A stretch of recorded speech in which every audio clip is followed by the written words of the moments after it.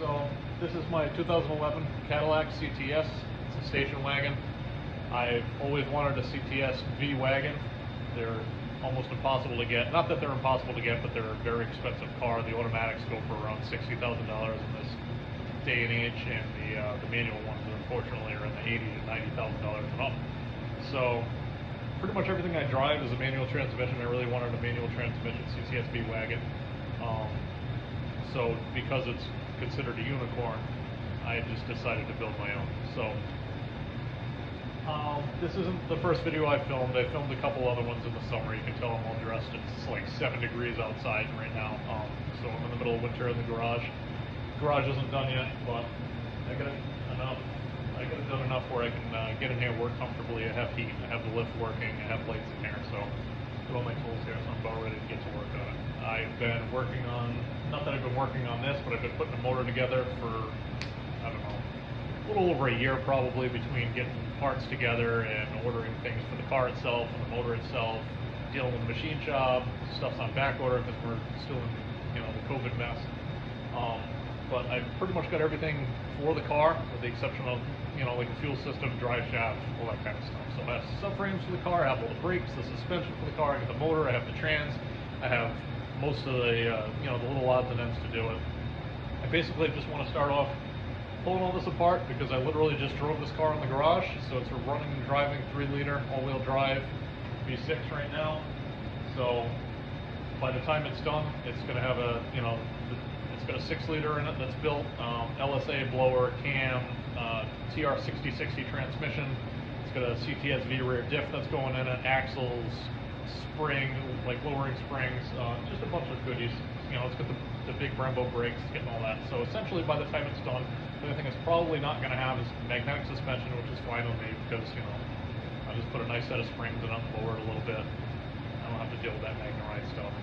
And the front seats, I haven't decided if I want to grab the V seats, the whole set yet, or if I just want to put a nice set of, decent racing seats in it.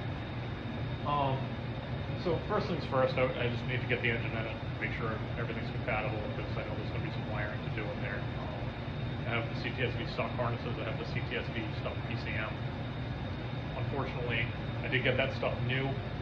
You can't, stuff's on back order, and stuff they just don't make for the car anymore just because it's older. So the harness, I was not able to find a factory harness for 2011, so I believe the one I got either for a 12 or a 10. I want to say it's for a 2012, though. We'll have to verify that. So I know there's going to be some repinning things and moving that around, which I'm going to have to do either way. So basically, this is my introduction video. I'll just take you around the car a little bit. As you can see, it's in pretty good shape. Paint needs some love on it, but I've honestly daily driven the thing for like a year. I'm basically ripping apart a perfectly good car right now to do this, but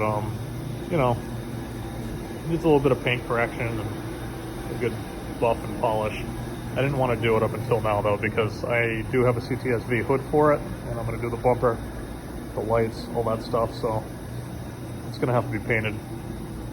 So I might as well wait till the car's pretty much done before I get into all that stuff. So I guess the goal for this weekend is I'm going to take the stock bodywork off that I'm not going to use, like the hood and the bumper, just get it out of the way so I'm not banging my head on it.